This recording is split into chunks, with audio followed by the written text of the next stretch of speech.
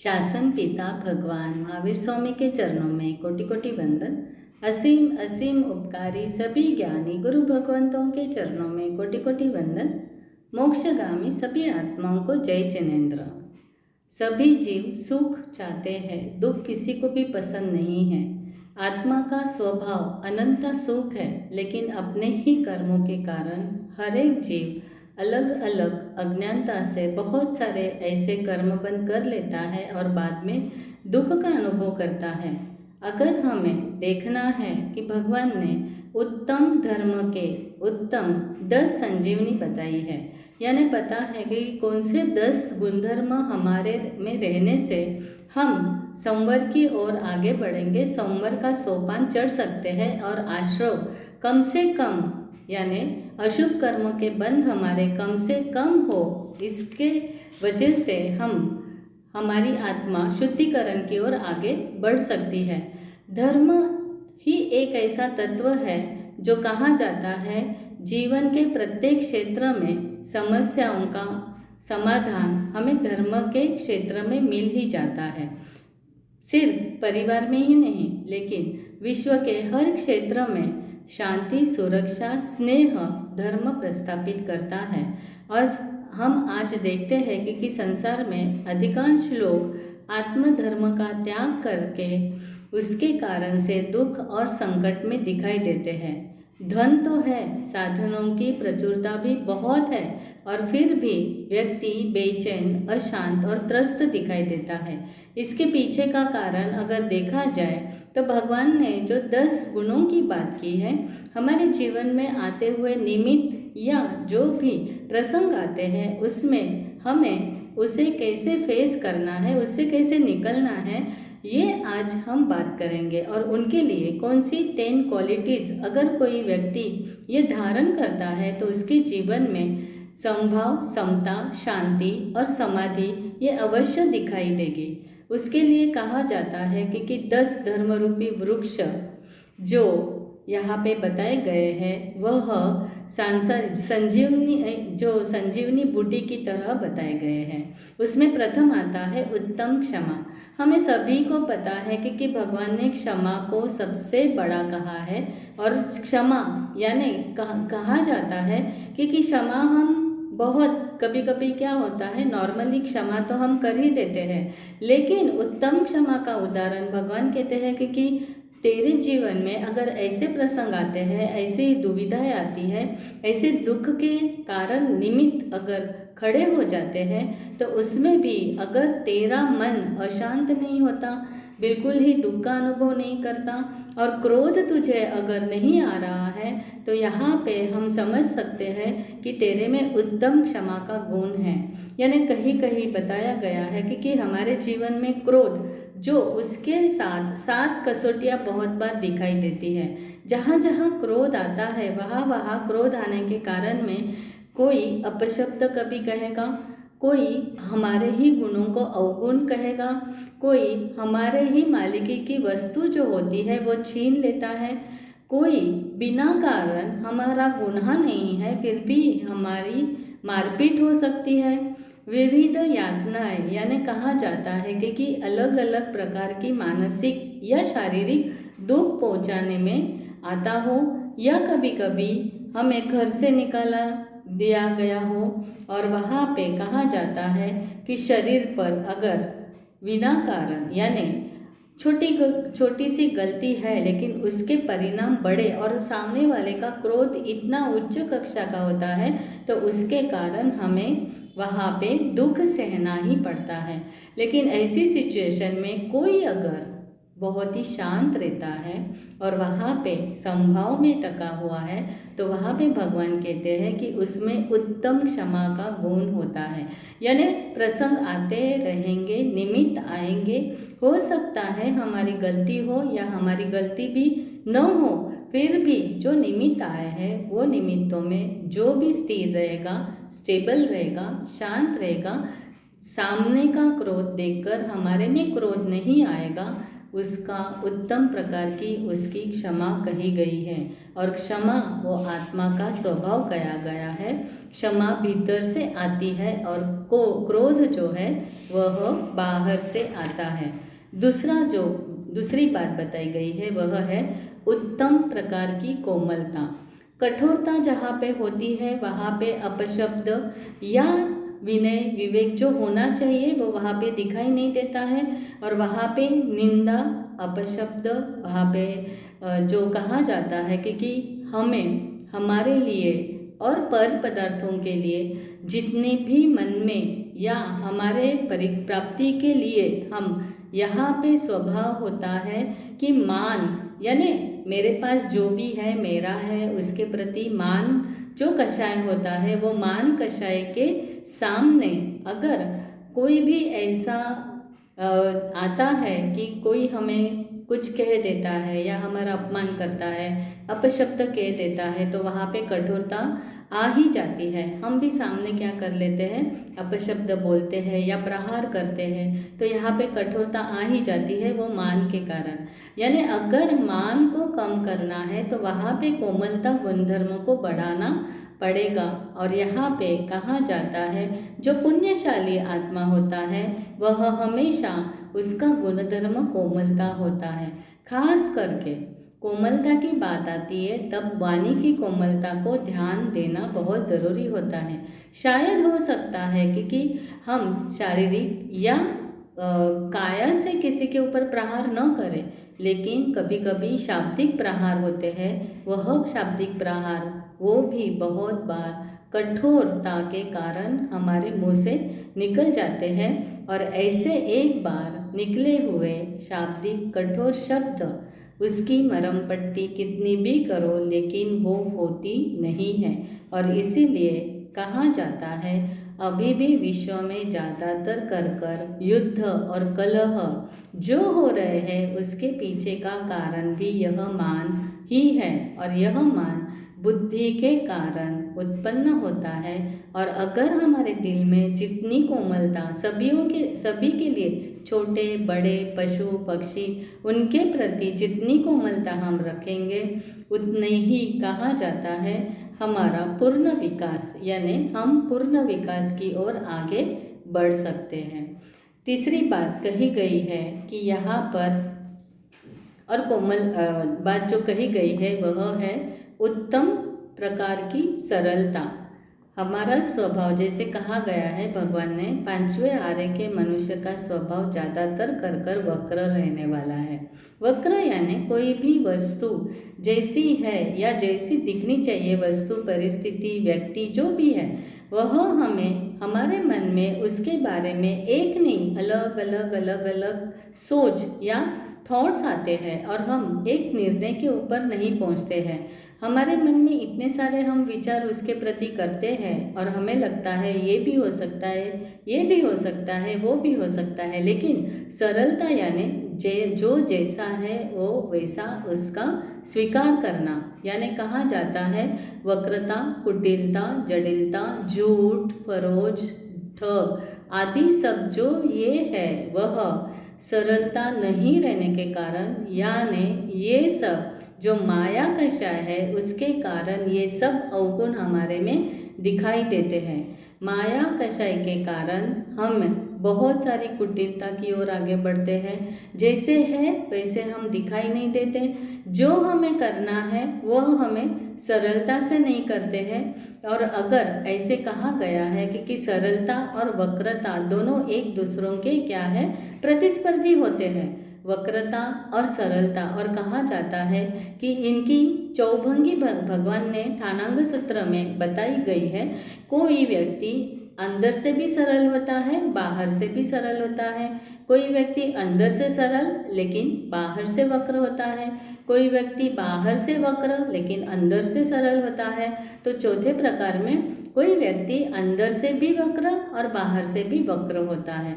ये चार प्रकार के जो बातें भगवान ने कही है, अगर हमें उत्तम सरलता को अंगीकार करना है, यानी हमारे में वो गुणधर्म लाना है, तो वहाँ पे काया की सरलता, भाषा की सरलता, भावों की सरलता और मन वचन इनकी एकरूपता होना बहुत ज़रूरी है।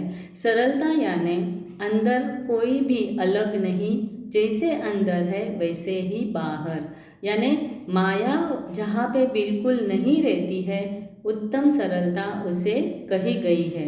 और वहाँ पे कहा जाता है कि बहुत बार सामने वाला हमारे साथ कुटिलता से व्यवहार करेगा, लेकिन उसके साथ सरल रहना वो उत्तम प्रकार की सरलता कही गई है। कोई व्यक्ति सरल है तो उसके साथ हम सरलता लाना बहुत ही सरल है, लेकिन कोई अगर कुटिलता के साथ हमारे सामने आता है, वैसा व्यवहार करता है, तो उसके साथ सरलता का व्यवहार करना वह उत्तम सरलता कही गई है। चौथी बात आती है उत्तम पवित्रता। जीवन पवित्र रहना बहुत ज़रूरी है। कावे दावे झगड़े दोषारोपण इन सभी से, अहंकार इन सभी से हमारा जीवन इतना सारा जो कहा जाता है अपवित्र बनने की ओर आगे बढ़ता है। हम अगर किसी ने ऐसी बात कही है तो उसको भी हम कहते हैं कि बदला लेने के लिए, या उसने किया है इसीलिए हम करते हैं। बहुत बार हमें करना नहीं होता है, लेकिन फिर भी उसकी अपवित्रता हमारे मन वचन को भी अपवित्र बना देती है। लेकिन ऐसी सिचुएशन में भी जो पवित्र रहता है बिल्कुल भी गलत रास्ते का अवलंबन नहीं लेता है, गलत सोच में आगे नहीं बढ़ता है, वहाँ पे कहा गया है ये पवित्रता जिसके पास रहती है उसका लोभ क्या हो जाता है, बहुत कम पतला होने लगता है। और अपवित्रता हमारे में रहे लोभ के कारण आती है। यानी कहा जाता है 4 कषायों में गुणस्थानक के बारे में बात होती है, तो सबसे लास्ट 10वें गुणस्थानक पे लोभ पतला पड़ता है, यानी 10वें गुणस्थानक तक लोभ हमारे अंदर रहता ही है। उसको कम करना बहुत मुश्किल कहा है, लेकिन जो इसके लिए पुरुषार्थ करता है और जो पवित्रता है उसके लिए हमारे जीवन में अगर इस गुणों को हम स्वीकार कर कर आगे बढ़ते हैं, तो कहा जाता है कि लोभ जनित महादोषों का विचार करके इस पर विजय प्राप्त करना वही क्या कहा गया है, उत्तम प्रकार की सरलता कही गई है। और इसीलिए लोभ को कम करना बहुत ज़रूरी है। 5वां जो कहा गया है उत्तम सत्य। आजकल हम देखते हैं कि छोटी छोटी बातों में भी जो भी हमें रीजंस देने होते हैं, कारण देने होते हैं, वह कारण सत्य जो होता है वो कभी नहीं देते और असत्य का सहारा ज़्यादा से ज़्यादा लेने लग गए हैं। जितना हम असत्य की ओर आगे बढ़ेंगे उतना ही हमारे आत्मा का अशुद्धिकरण ज़्यादा होने वाला है। और एक साधक, जैसे कहा गया है, सत्य धर्म के बारे में जानता नहीं, जब तक सत्य का आचरण करता नहीं तब तक उसके जो चारित्र है उसका वो कभी भी शुद्धिकरण की ओर आगे नहीं बढ़ सकता। यहाँ पे भी सत्य की बात जब आती है तब वाणी की बात स्पष्टता से की गई है कि वाणी तो सिर्फ पुद्गल का पर्याय है, लेकिन सत्य तो आत्मा का धर्म कहा गया है।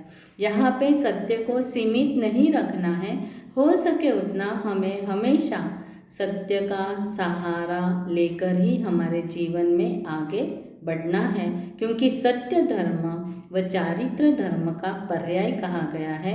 और जैसा है उसे वैसा ही मानना, जानना और उसी रूप में राग द्वेष रहित होकर वितराग भाव में परिणित होना, वही सत्य धर्म और उत्तम सत्य उसे कहा गया है। और यहाँ पे इसीलिए कहते हैं कि कभी भी असत्य का सहारा छोड़कर हमें ज़्यादा से ज़्यादा सत्य की ओर आगे बढ़ना है। 6ठा कहा गया है उत्तम संयम। हमें पता है संयम यानी क्या। बहुत बार हमारा जीवन यानी इच्छाएं, हमारी भावनाएं, हमारे विचार इतने सारे स्वैच्छिक हो जाते हैं और स्वैराचार बढ़ता जा रहा है। स्वैराचार के कारण नीति, सदाचार और जो कहा जाता है कि सुंदरता, ये सभी चीज़ें स्लोली स्लोली कम दिखाई देती हैं। और यहाँ पे कहा गया है कि उत्तम संयम, यानी हम हमारे इच्छाओं को, इच्छा कौन करता है? हमारी इंद्रिय, हमारी इंद्रियों की जितनी भी इच्छा है उसके ऊपर और विषयों के ऊपर अगर हम सदैव उसकी मानते हैं तो मानने के लिए तत्पर होते हैं, तो यह हमारा असंयम कहा गया है। उत्तम संयम के लिए हमें ये सोचना है कि आत्मा कलुषित न हो, यानी बाह्य प्रवृत्ति का त्याग, ये संयम होता है। और संयम में कहा जाता है कि जो हम एकेंद्रिय से लेकर तृतीयांश पंचेंद्रिय और मनुष्य सभी के बारे में संयम पूर्वक व्यवहार करना, उसकी संभावना हमारे जीवन में रहनी बहुत ज़रूरी होती है। और ऐसे कहा जाता है कि आंतरिक वृत्ति की पवित्रता ही हमारी संयम है, जो सम्यक दर्शन की ओर आगे हमें बढ़ाता है। ये उत्तम संयम कहा गया है। और इसीलिए संयम का अर्थ है अपनी नज़र को पर पदार्थों से समेटकर आत्म सम्मुख करके, यानी अपने में ही उसे सीमित करना, वह उत्तम संयम कहा गया है। अब उत्तम तप के बारे में हमें पता है कि जो शरीर को तपाता है उसे तप, लेकिन भगवान कहते हैं शरीर को तपाना वो तप नहीं, वो ताप है। सही में तप की, उत्तम तप की व्याख्या यह कही गई है कि इच्छा निरोध, वह तप कहा गया है। हमारे अंदर अनंत अनंत इच्छाएं आती ही जाती है, लेकिन इच्छा के ऊपर कंट्रोल करना वह उत्तम प्रकार का तप कहा गया है। आचार्य उमा स्वाति ने यह बात कही है कि केवल शरीर को तपाना वह तप नहीं है, वह ताप है। और शरीर को कष्ट देना या मानसिक यातना या परवशता से सहना, वह भी तप नहीं है, वह भी सिर्फ और सिर्फ संताप के कारण हम वो सह लेते हैं। और इसीलिए कहा गया है, भगवान महावीर ने तप का उत्कृष्ट लाभ जो कहा गया है वह है कर्म की निर्जरा। तप करके हमें कर्म की निर्जरा तो करनी ही है, लेकिन जो इच्छा का निरोध करता है वह उत्तम प्रकार, यानी कर्म बंद हो ही नहीं और वापस उसकी निर्जरा भी न करना पड़े। इसीलिए इच्छा निरोध वह सर्वश्रेष्ठ और उत्तम तप कहा गया है। आठवीं बात आती है, वह है उत्तम त्याग। अब त्याग और दान दोनों भी भिन्न हैं। दान यानी क्या है कि हमारे पास जो भी है वह हम दूसरों को उपयोग आने के लिए जो हम एक सहयोग देते हैं उसे दान कहा गया है। लेकिन उत्तम त्याग यानी जिस कारण से, जिस पदार्थों से, जिस व्यक्ति से या जो भी हमारे सचेतन रहने दो अचेतन रहने दो परिग्रह से टोटल निवृत्त हो जाना, उसे त्याग कहा गया है। त्याग आध्यात्मिक जीवन के लिए नहीं, लेकिन पारिवारिक, सामाजिक एवं राष्ट्रीय जीवन से सुख शांति प्रदान करता है। जैसे कहा जाता है, त्याग के ऊपर हमारा, जैसे हम कहते हैं मालिकी भाव, यानी उसके ऊपर जो भी वस्तु, व्यक्ति, परिग्रह है उसके ऊपर इतने मोह हो जाता है और मोह भाव यानी मालिकी भाव होता है। और वहाँ पे उसी कारण जो कहा जाता है उसे न छोड़ने की विकृति हमारे में आ जाती है। और यही कारण से बताया गया है कि त्याग पर को पर जानकर किया जाता है, पर को पर जानकर किया जाता है, वही त्याग है। लेकिन दान में ये बात नहीं आती है। दान में मुख्यतः परोपकार का भाव रहता है और त्याग में आत्महित का भाव कहा गया है। फिर वो त्याग यानी मन के विकारों का त्याग करना है, वचन से अशुभ तथा अप्रीतिकारक वचनों का त्याग, शब्दों का त्याग करना है, काया से अनैतिक और अशुद्ध क्रियाओं का त्याग करना है, और उपकरणों का यानी भौतिक साधन सामग्री जितनी भी है अननेसेसरी है, जिनका उपयोग भी नहीं होने वाला, उन सभी का त्याग करना और त्याग के ममत्व से मुक्त होना, यही अगर करते हैं तो ही हम हमारे मंजिल तक पहुंच सकेंगे। 9वीं जो बात आती है, उत्तम प्रकार का अपरिग्रह भाव। यानी जो भी हमारे पास है, यानी अभ्यंतर और बाह्य परिग्रह कम रखने की बात तो आती ही है। हम समझते हैं तब बाह्य परिग्रह हो सकता है शायद हम कम ही कर लेते हैं, लेकिन आंतरिक परिग्रह जो कम करने की बात आती है तो यह बात कही गई है कि भाव से, यानी कहा जाता है कोई दरिद्री है, उसके पास परिग्रह यानी बाह्य परिग्रह बहुत कम ही है, उसके पास नहीं कहने जितना ही परिग्रह है, लेकिन उसे हम अपरिग्रही नहीं कह सकते कि क्योंकि उसके मन में तो इच्छा हो, यानी ये होना है, ये होना है, ये नहीं है, ये आया तो अच्छी बात है, ये अगर मेरे पास होता तो, ये सब जो मन की बातें हैं उसे आंतरिक परिग्रह कहा गया है।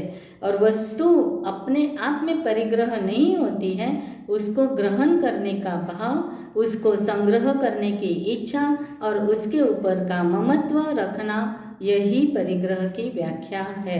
और इसीलिए कहा जाता है कि यह वस्तु मेरी है, इस प्रकार की बुद्धि रखना वह परिग्रह है। लेकिन हमें पता है कि भरत चक्रवर्ती जैसे भरत चक्रवर्ती भी, जिसके पास अपार वैभव होते हुए भी उनके प्रति अलिप्त भाव रखा और इसीलिए सभी पदार्थों के ऊपर का ममत्व भाव वो कम कर सके। और उत्तम अपरिग्रह धर्म का अर्थ यही है कि वस्तुओं की मालकियत को छोड़ देना, वो उत्तम अपरिग्रह का मतलब है। और मालकियत का भाव ममत्व को पैदा करता है। जब कोई पदार्थ का मालिक नहीं बनता तो पदार्थों के वियोग के कारण वह दुखी भी नहीं होता। जब मालिकी भाव होता है और उसका वियोग होता है तो हमें अर्थध्यान रुद्रध्यान होता है, लेकिन अगर मालिकी भाव हम रखते ही नहीं तो वो पदार्थ अगर कोई छीन भी लेता है या खो भी जाता है तो भी हमें दुख नहीं होता।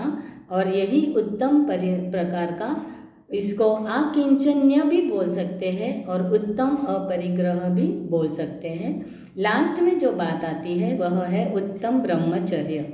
ब्रह्म यानी आत्मा, चर्य यानी नज़दीक रहना। और यहाँ का बताया गया है कि यह जो शब्द है वह कहता है कि ब्रह्मचर्य के साथ रहे हुए उत्तम शब्द से यह ज्ञात होता है कि सम्यक दर्शन, सम्यक ज्ञान सहित आत्मलीनता ही सही अर्थ में ब्रह्मचर्य है। और यहाँ पे ब्रह्मचर्य का अर्थ यह भी कहा जाता है कि इसके दो शब्द अर्थ है, एक है आत्मा और दूसरा है परमात्मा। व्यावहारिक दृष्टि से ब्रह्मचर्य का अर्थ है स्पर्शेंद्रिय के विषय का सर्वथा त्याग। लेकिन अगर हम सूक्ष्मता से देखते हैं तो एकेंद्रिय से लेकर चौरेंद्रिय या पंचेंद्रिय तिर्यंचों में भी अगर ब्रह्मचर्य की बात आती है तो अनिंद्रिय, अशरीरी ऐसे सिद्ध भगवान में भी यह जो ब्रह्मचर्य गुण दिखाई देता है वह घटित होगा। लेकिन निश्चित दृष्टि से आत्मरमणता, आत्मलीनता ब्रह्मचर्य का लक्षण है। और इसीलिए कहा गया है कि इस 10 प्रकार के उत्तम धर्म कहलाने योग्य तभी होते हैं जब हम आत्मशुद्धिकारक और पाप वो निवारक बने। इन 10 धर्मों के नाम से पूर्व उत्तम विशेषण लगाने का रहस्य यही है कि क्षमा आदि धर्म का आचरण, आश्रव की निवृत्ति उससे हो जाती है और अनायास संघर्ष में प्रवेश हो जाता है। और साथ में शुद्धात्मा भाव में रमण होने से सकाम निर्जरा भी होती है। और इसीलिए इस 10 प्रकार के धर्मों को सकाम निर्जरा का स्रोत भी कहा गया है। और यही जो 10 बातें भगवान ने हमें बताई है, मार्गदर्शन दिया है, इन 10 बातों पे ध्यान देकर जब भी ऐसे निमित्त आए कि हम ऐसे गुणों से विमुख हो तो तभी हमें प्रयत्न करना है, पुरुषार्थ करना है कि ऐसे ये सभी 10 गुण उत्तम प्रकार से हमारे में हम संस्कारित करें। यही शुभ भावना के साथ आज के सेशन में जिनाज्ञा के विरुद्ध कुछ भी कहा गया हो तो उसके लिए 10 मिच्छामि दुक्कडम। जय जिनेन्द्र।